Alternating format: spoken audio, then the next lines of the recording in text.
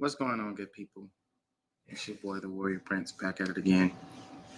Um, Kind of had to take a week off because I got kind of sick last week, so I'm almost over it. Not completely, but um, yeah. So anywho, I guess a lot is happening within a week. We had the George Chauvin trial, which they found him guilty, which I wasn't pretty much shocked about that. Um, Aside from the fact that I felt like he was guilty, I mean, I don't think that was should have even been disputable. Um, but also, there have been a number of further incidents with what's the guy name? I want to say Dante Wright, that he was shot and killed. And um, I think a couple of days ago, I think like yesterday, I think it was yesterday, they had a black teen in black female girl in Ohio that was shot and killed. And um,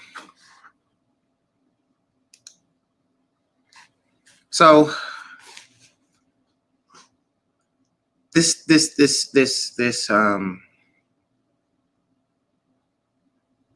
a lot of these things are not a surprise to me. I think a lot of what's going on is just, I mean, it's par for the course. I think I have my opinions on the Dante Wright situation. Um, I think that the officer who accidentally shot him, I think she was, she's obviously responsible for him being dead, period. Um, Whether it was intentional or not, that's who's to say. But bottom line is, you shot him. There was no need to shoot him. He's dead. But anyway, I'm not going to get onto to those stuff. And that's, I'm gonna make this a short live. The other stuff is for another time. But I want to talk about this case that happened with this 15-year-old girl. And here's what we have to understand, Black people. Regardless of what's going on, we cannot lose our objectivity. I think being objective stops us from becoming filled with rage and venom and anger and vengeance. We do know that the laws, and I've discussed this on a video before, but the laws when it comes to police authority is too broad. So I never judge situations based off man's law. I always judge situations based off the law of the Most High. And as we as Black people, we have to always keep a cool head. Anybody should keep a cool head, whether you're Black, white, Jew, Gentile, but we must keep a cool head and look up things from an objective point of view. All right. That's something that I hear a lot of Black people say that they want from white people. They want from white people to see the different perspective, which is being unbiased. Then I think when it's in regards to police, we know the history, but we still have to be unbiased, because not every police officer out there is trying to, they're not all gun ho, just being honest. And I think, you read the headlines and you see that it says that Black teenage girl was killed, it automatically triggers you. And I think that's intentional by the news. They want you to get triggered because that garners headlines, they garner views, that gets people to come to their websites, get people to come to their channels, all of those things. So I mean, you're going to see that type of stuff, but I just say, just for your peace of mind, and so that you don't be filled with so much hate and rage, because it can become overbearing. Look at things from an objective point of view. Your metric, your grading stick should be from a morality standpoint, from a godly standpoint, not a standpoint of man's law. Now, with that being said, that's my grading rubric. So with that being said, I'm gonna play the video and I'm gonna give my commentary through the video, and then I'm gonna bring it to a close. So I'm gonna just share the video and play it and tell you guys what I think.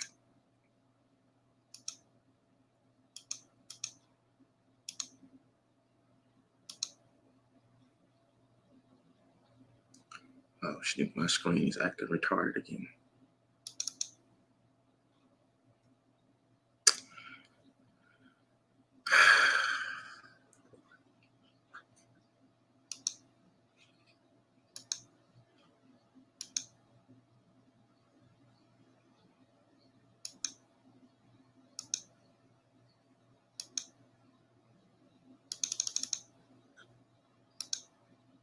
Okay, let me try this again. Because for some reason it didn't want to pull up.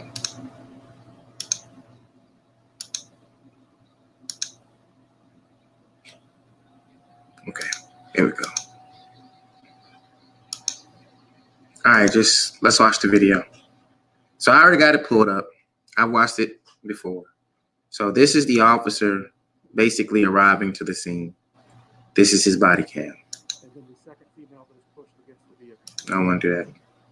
So they slowed it down just so you can see in real time. I mean, not in real time, but they slowed it down so you can see a full understanding of what the police officer was dealing with when he came to the scene. So there's already a fight that's broken out. That's why he was called. Okay. So you already have a confrontation. So he's walking up, trying to get a handle on things. Trying to figure out what's going on. So this guy, well, I'm sorry, that's not a guy, that's a female. And if I'm not mistaken, that's the female that got killed.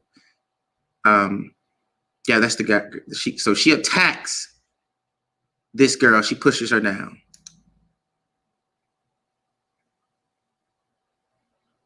Okay, let me take it back just a frame.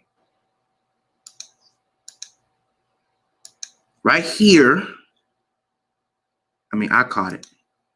So let me play it one more time. Let me take it back just a frame. So she had something in her hand. Right there, you could see it. It was a knife. So she pushed the girl down. Girl fell. I don't know why she out here with these booty shorts on, but okay. She got a knife in her hand. All right. So that's when the police draws his weapon. She runs off. See the knife? Now, let me, I'm sorry.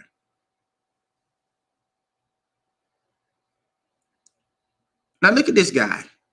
Look at this. Look at him just stumping this girl. Right in front of the police.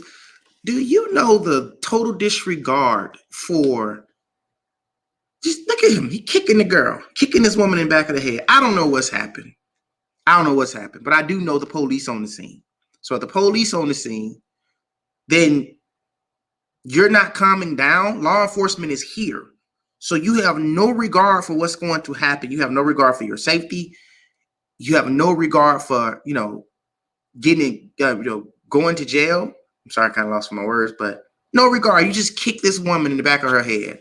Now, in the meantime, this other girl has, I guess, left her and moved to this girl who, when the police officer first rolled up, she was standing here in the pink. If you could see, when the officer first rolled up, this girl was standing over here by the car. Okay, let me fast forward again. So the officer draws his gun when he noticed the woman has a knife.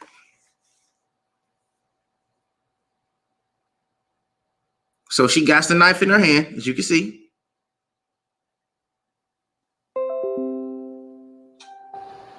And she's going to stab this girl. You see it? Clear as day. She got the knife in her hand. Let me pause it. It's clear as day, right there. There's a knife. She's about to stab this girl. She's about to stab this girl. So I'm going to play it, and then I'm going to bring this video to a close. Officer draws his gun. Already has his gun drawn. Fires at her. Boom, boom. Pops it twice.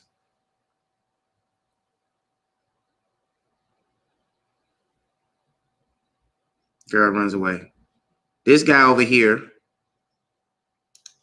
he's, if you listen to the live audio, he's screaming at the officer saying, "You just shot this girl. She's a 15-year-old girl. She's a kid. But this kid has a weapon. And this kid was not only trying to harm this girl right here with this knife, she's also," let me go back, "trying to kill this girl right here."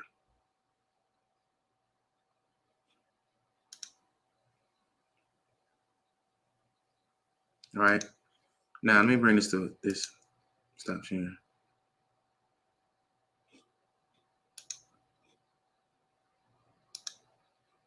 All right.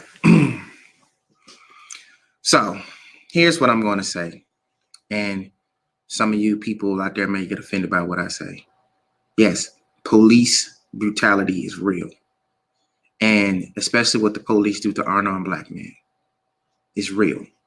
And I think the laws permit, such broad actions that they take on black men. No question about that. But this officer did his job. He is supposed to serve and protect. He came up on the scene and he found that there was a physical altercation going on. He also noticed that it wasn't just two people fighting, that one actually had a deadly weapon. A knife, whether you guys realize this or not, a knife is considered to be a deadly weapon. And I did a video on George Chauvin's trial last week, and I talked about that we need rules of engagement. And one of those rules of engagement should be, is there a clear and present danger? Well, I'm here to let you know, there was a clear and present danger. No, the girl wasn't attacking the police officer, but the police officer has a mandate to protect citizens. That's the reason why we as black folks get upset when we see police officers kill unarmed black men, because they're supposed to be protecting us. Okay, this police officer came up, he assessed the situation. Situation went out of hand real quick. There was a jacked up black man in the scene who didn't calm the situation down. You're upset because this girl got shot, but you contributed to her being shot. And if it would be me, I'm not gonna go that far, but I think he should be charged too. I think the black man standing on the scene should be charged too, because you're a part of the problem. You could have de-escalated this situation. Look, man, you got kids out there fighting and you're out there fighting with them. Number one. Okay, but let me get back to what I was saying. The officer rolled up and he fulfilled his mandate, which was to serve and protect. He protected the two lives, because we're talking about this 15-year-old girl. That's what we're talking about. But we're not mentioning the woman that was on the ground that was about to be stabbed, or the girl that got pinned against the car that was about to be stabbed, whose lives he saved, especially that girl that was pinned against the car. He saved her life. There is no ifs, ands, and buts about that. So I get it that, we're hypersensitive to what police do to black people. And we should keep an eye on that stuff. We should keep an eye on those things at all times. But at the same time, let's be unbiased, black people, when we're looking at these situations. Because I would say this to you, and this is why I would challenge you, black folks, to see, is there any hatred towards white people in your heart? Because I talk about race all the time, but it's not like I hate white people. I don't hate white people. A lot of it's sad to say, but a lot of the key things that I had to learn in life, I learned from white people. I learned from a white man. I learned how to be a proper leader from a white man who taught me that, I had, in the military, I had, most of my leaders was black, but they all failed me. Bottom line, they did. And I had one leader that came along and he protected me. He protected me because he felt like I was a really good soldier and he felt like I should have been promoted, but I digress. So I would ask you this, black folks. Let's just do a hypothetical. All right? Because I don't think he murdered anybody. She was killed. And anytime a child loses their life, that's unfortunate. Anytime a human being loses a life, period, is unfortunate. But this officer rode up on the scene. He didn't know her age. He didn't know any of those things. The only thing that he saw was that you were trying to harm two other people. He protected two black women. And I kind of feel like that should be the focus. He protected two other women or two other young girls that life was literally in jeopardy because she was trying to stab them. That's what it was. But anywho, I want to say this to you. I'm gonna get back to what I was getting ready to say because I got to get out of here in a second.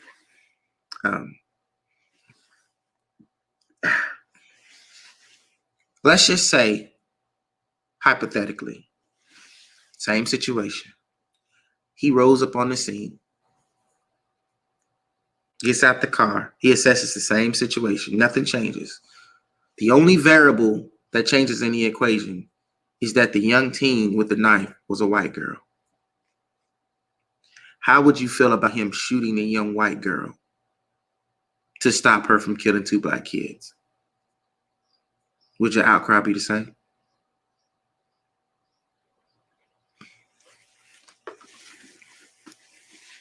He protected them. He protected those young ladies. And I'm saddened that a life is gone, but I'm thankful that he was there to protect them.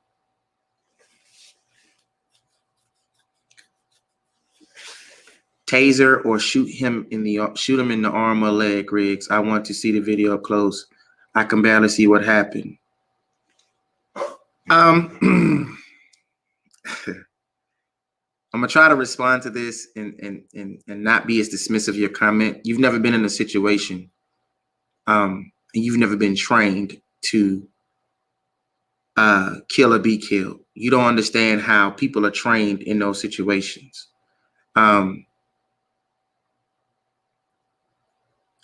Would a taser have stopped her? Some people, I've seen people get tased, man, and they walk through those things like there ain't nothing. Would a taser have stopped her? And that's a split-second decision that he had to make, man. He could have shot her in the leg. He could have shot her in the arm, whatever. But the bottom line is he was protecting those 2 girls. He was protecting those 2 girls, man. And well, I appreciate that, Coretta. That's what I'm trying to turn the Reconstruction Project to.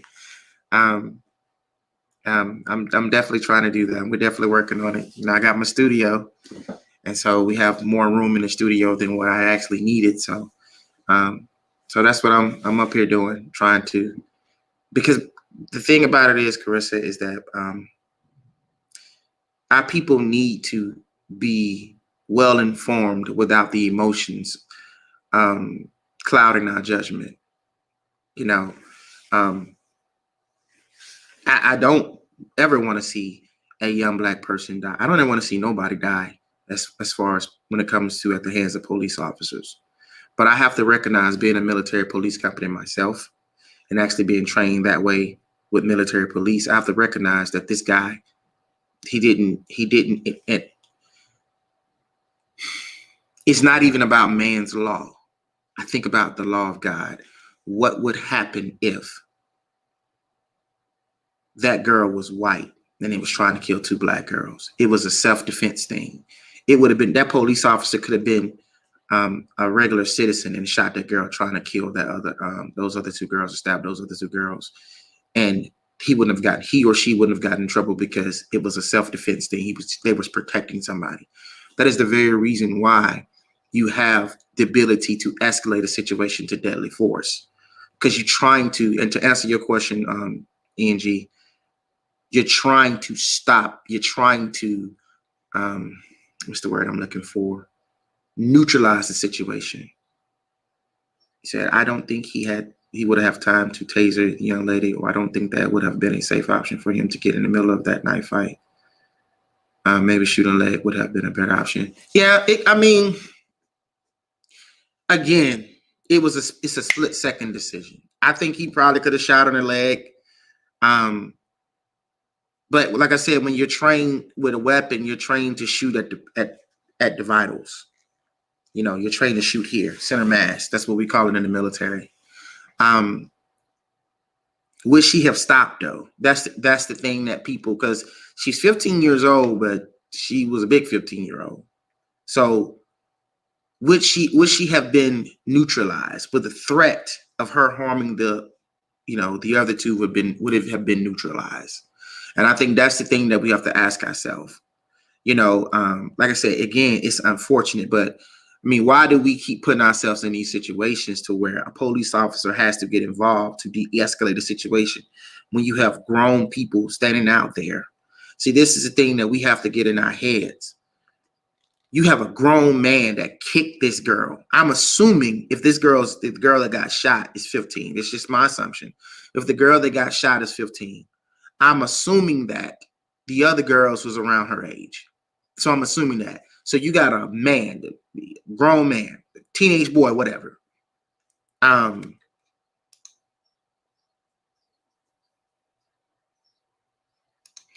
Yeah, Carissa. That's how they're trained. You know, that's how we're trained in the military. That's how all of us are trained. You know, trained to, you know, that taser is the non-lethal.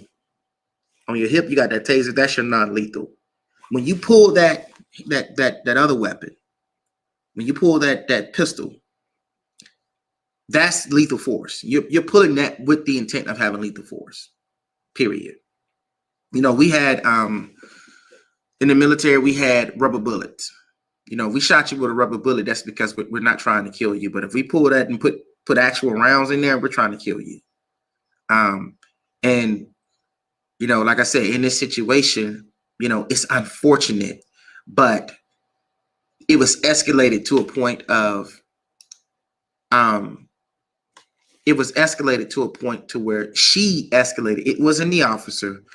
She escalated the situation to deadly force. He didn't do that. He didn't do that. And I know people may be in an uproar because we're tired of seeing, you know, black men and black girls, mostly black men, but black men and black women getting killed by the hands of law enforcement.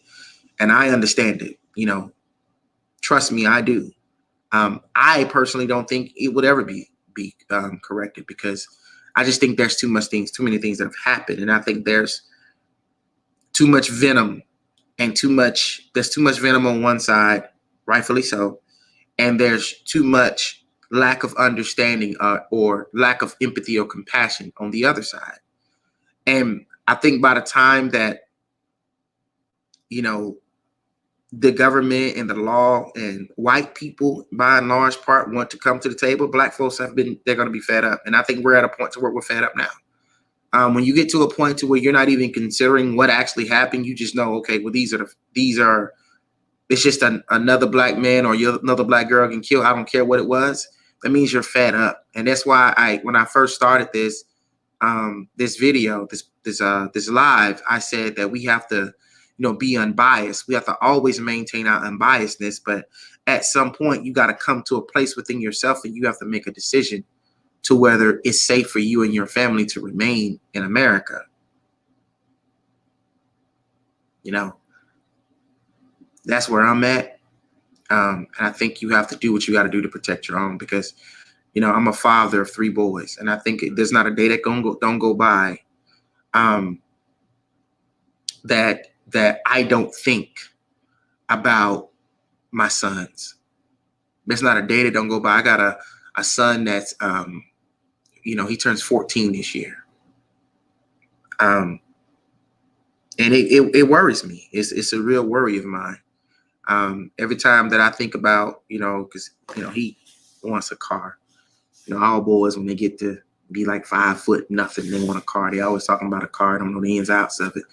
But, you know, I would like for him to be able to, he gets 16, me, you know, get him a nice little whip and, you know, hook it up and, you know, him to drive to school. And I'm particular when I choose cars. So I'm not, you know, if anybody know me, you know, I drive a certain style of car. And my son's probably not going to drive anything less than that. And for a police officer to pull him over, and he doesn't know the law. It's not his job to know the law. You know, I mean, he should be informed, but most people don't know the law. And so for him to make the wrong move, and because he's a young black man, the officer take that as a threat. It's not a day that doesn't go by that doesn't stick in my mind. It does. And it's a real worry that I have. Because I've told my wife this, if they do anything to harm Katie and Shaddai or Arolua, they're going to have to kill me. I'm not going to be on TV calling for peace. None of those things. I just know how I'm going to react because I know the type of father that I am. So I just say that you have to start making a decision. You have to read the you have to read the writing on the wall, man. You have to just see it for what it is. And I think that if they really wanted to, quail certain things that have been done already. And like I said, I think they're starting to try to. I hear people starting to try to listen, but is it too late? Because I just think that Black folks at this point, they're tired. They're tired. They're tired. They're tired of seeing things happen and nothing changing. But anyway, thank you guys for tuning in. I got to bring this broadcast to a close. My wife called and disturbed me earlier talking about a movie. So I got on a little bit late. I'm past my time. But I appreciate you guys for tuning in. And y'all stay blessed and shalom.